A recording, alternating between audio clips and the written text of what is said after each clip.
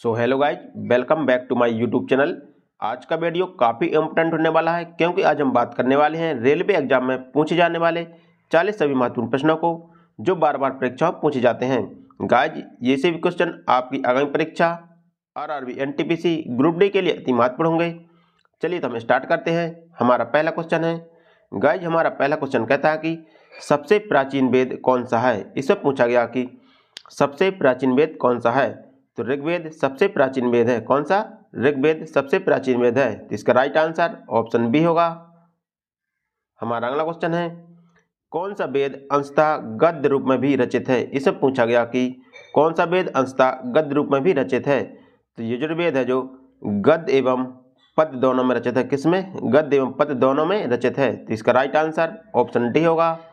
हमारा अगला क्वेश्चन है निम्नलिखित में से कौन सी स्मृति प्राचीनतम है। इसमें पूछा गया कि सबसे प्राचीनतम स्मृति कौन सी है। तो मनुस्मृति सबसे प्राचीनतम स्मृति है। तो इसका राइट आंसर ऑप्शन बी होगा। हमारा अगला क्वेश्चन है आदि काव्य की संज्ञा किसे दी जाती है। इससे पूछा गया कि आदि काव्य की संज्ञा किसे दी जाती है। तो रामायण को आदि काव्य की संज्ञा दी जाती है। तो इसका राइट आंसर ऑप्शन सी होगा। हमारा अगला क्वेश्चन है गायत्री मंत्र की रचना किसने की थी। इसमें पूछा गया कि गायत्री मंत्र की रचना किसने की थी। तो गायत्री मंत्र की रचना विश्वामित्र के द्वारा की गई थी। तो इसका राइट आंसर ऑप्शन बी होगा। हमारा अगला क्वेश्चन है हड़प्पावासी किस वस्तु के उत्पादन में सर्वप्रथम थे। इसमें पूछा गया कि हड़प्पावासियों के द्वारा सर्वप्रथम किस वस्तु का उत्पादन किया गया। तो हड़प्पावासी सर्वप्रथम कपास के उत्पादन में सर्वप्रथम थे। किसके उत्पादन में? कपास के उत्पादन में सर्वप्रथम थे। तो इसका राइट आंसर ऑप्शन ए होगा। हमारा अगला क्वेश्चन है सिंधु सभ्यता का कौन सा स्थान भारत में स्थित है। इसमें पूछा गया कि सिंधु सभ्यता का कौन सा स्थान है जो भारत में स्थित है। तो लोथल है जो सिंधु सभ्यता का प्रमुख स्थल है जो भारत के गुजरात राज्य में स्थित है और यह सिंधु सभ्यता का प्रमुख बंदरगाह था। तो इसका राइट आंसर होगा ऑप्शन ए। हमारा अगला क्वेश्चन है पाली ग्रंथों में गांव के मुखिया को क्या कहा जाता है। इसमें पूछा गया कि पाली ग्रंथों में गांव के मुखिया को क्या कहा जाता है। तो पाली ग्रंथों में गांव के मुखिया को ग्राम भोजक कहते हैं। क्या कहते हैं? ग्राम भोजक कहते हैं। तो इसका राइट आंसर ऑप्शन ए होगा। हमारा अगला क्वेश्चन है नंदवंश का संस्थापक कौन था। इससे पूछा गया कि नंदवंश का संस्थापक कौन था। तो नंदवंश का संस्थापक महानंदी थे। कौन थे? महानंदी थे जो नंदवंश के संस्थापक थे। तो इसका राइट आंसर ऑप्शन सी होगा। हमारा अगला क्वेश्चन है सिकंदर ने भारत पर कब आक्रमण किया। इसमें पूछा गया कि सिकंदर ने भारत पर कब आक्रमण किया था। तो सिकंदर ने भारत पर 326 ईसा पूर्व आक्रमण किया था। कब? 326 ईसा पूर्व आक्रमण किया था। तो इसका राइट आंसर ऑप्शन सी होगा। हमारा अगला क्वेश्चन है सिकंदर ने भारत पर कब आक्रमण किया। गाइज, ये क्वेश्चन रिपीट हो गया है तो फिर से देखते हैं। सिकंदर ने भारत पर कब आक्रमण किया। तो सिकंदर ने भारत पर 326 ईसा पूर्व आक्रमण किया था। कब किया था? 326 ईसा पूर्व आक्रमण किया था। तो इसका राइट आंसर ऑप्शन सी होगा। हमारा अगला क्वेश्चन है नंदवंश का अंतिम सम्राट कौन था। इसमें पूछा गया कि नंदवंश का अंतिम सम्राट कौन था। तो नंदवंश का अंतिम सम्राट घनानंद था। कौन था? घनानंद था। तो इसका राइट आंसर ऑप्शन बी होगा। हमारा अगला क्वेश्चन है विश्व का पहला गणतंत्र वैशाली में किसके द्वारा स्थापित किया गया। इसमें पूछा गया कि विश्व का पहला गणतंत्र वैशाली में किसके द्वारा स्थापित किया गया था। तो विश्व का पहला गणतंत्र वैशाली में लिच्छवी के सम्राट के द्वारा स्थापित किया गया था। जो लिच्छवी के सम्राट थे उनके द्वारा स्थापित किया गया था। तो इसका राइट आंसर ऑप्शन बी होगा।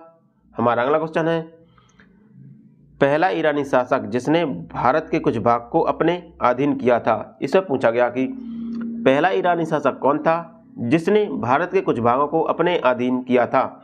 तो डेरियस पहला ईरानी शासक था जिसने भारत के कुछ भागों को अपने अधीन किया था। तो इसका राइट आंसर ऑप्शन बी होगा। हमारा अगला क्वेश्चन है त्रिपिटक धर्म ग्रंथ है। इसमें पूछा गया कि त्रिपिटक किसके धर्म ग्रंथ है। तो त्रिपिटक बौद्ध धर्म का प्रमुख धर्म ग्रंथ है। किसके? बौद्ध धर्म के प्रमुख धर्म ग्रंथ है। तो इसका राइट आंसर ऑप्शन ए होगा। हमारा अगला क्वेश्चन है किस शासक ने बौद्ध के लिए विख्यात विक्रमशिला विश्वविद्यालय की स्थापना की थी। इससे पूछा गया कि किस शासक ने बौद्धों के लिए विख्यात विक्रमशिला विश्वविद्यालय की स्थापना की थी। तो धर्मपाल ने विक्रमशिला विश्वविद्यालय की स्थापना की थी। तो इसका राइट आंसर ऑप्शन बी होगा। हमारा अगला क्वेश्चन है महावीर का जन्म किस क्षत्रिय गोत्र में हुआ। इससे पूछा गया कि महावीर स्वामी का जन्म किस क्षत्रिय गोत्र में हुआ था। तो महावीर का जन्म जांत्रिक क्षत्रिय गोत्र में हुआ था। किसमें? जांत्रिक क्षत्रिय गोत्र में हुआ था। तो इसका राइट आंसर ऑप्शन सी होगा। हमारा अगला क्वेश्चन है, महावीर की माता कौन थी। इसमें पूछा गया कि महावीर की माता का नाम क्या था। तो महावीर की माता का नाम त्रिशला था। क्या था? त्रिशला। तो इसका राइट आंसर ऑप्शन बी होगा। हमारा अगला क्वेश्चन है, प्राचीनतम विश्वविद्यालय कौन था। इसमें पूछा गया कि प्राचीनतम विश्वविद्यालय कौन सा है। तो नालंदा विश्वविद्यालय सबसे प्राचीनतम विश्वविद्यालय है। कौन सा? नालंदा विश्वविद्यालय सबसे प्राचीनतम विश्वविद्यालय है।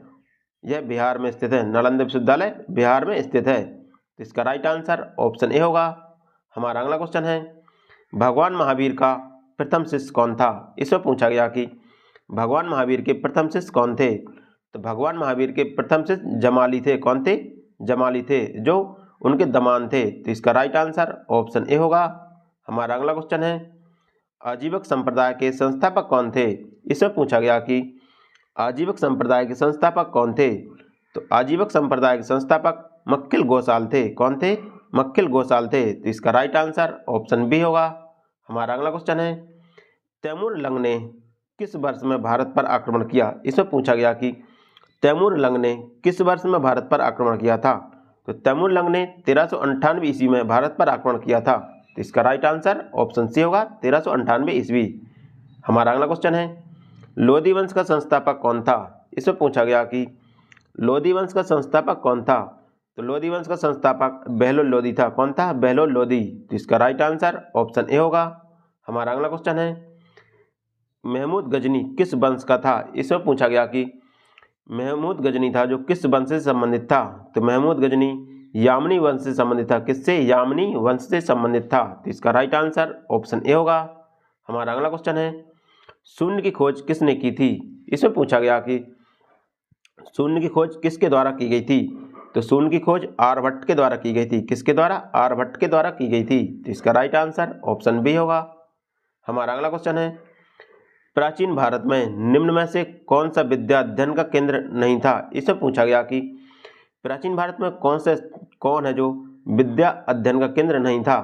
तो कौशाम्बी था जो विद्या अध्ययन का केंद्र नहीं था। तो इसका राइट आंसर ऑप्शन ए होगा। बाकी तक्षशिला, विक्रमशिला ये सब विद्या अध्ययन के केंद्र थे। कौशाम्बी है जो विद्या अध्ययन का केंद्र नहीं था। तो इसका राइट आंसर ऑप्शन ए होगा।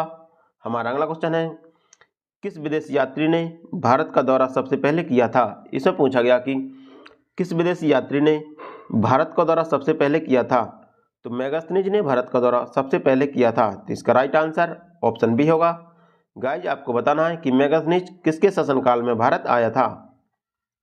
हमारा अगला क्वेश्चन है, किस व्यक्ति को द्वितीय अशोक कहा जाता है। इसे पूछा गया कि किस व्यक्ति को द्वितीय अशोक कहा जाता है। तो हर्षवर्धन को द्वितीय अशोक कहा जाता है। किसको? हर्षवर्धन को द्वितीय अशोक कहा जाता है। तो इसका राइट आंसर ऑप्शन ए होगा। हमारा अगला क्वेश्चन है, हर्षवर्धन अपनी धार्मिक सभा कहाँ किया था। इसे पूछा गया कि हर्षवर्धन ने अपनी धार्मिक सभा का आयोजन कहाँ किया था। तो हर्षवर्धन ने अपनी धार्मिक सभा का आयोजन प्रयाग में किया था। कहाँ पर? प्रयाग में किया था। तो इसका राइट आंसर ऑप्शन ए होगा। हमारा अगला क्वेश्चन है, मिहिर कुल का संबंध था। इसे पूछा गया कि मिहिर कुल का संबंध किस वंश से था। तो मिहिर कुल का संबंध हूण वंश से था। किससे? हूण वंश से। हूण शासक थे वो मिहिर कुल से संबंधित थे। तो इसका राइट आंसर ऑप्शन ए होगा।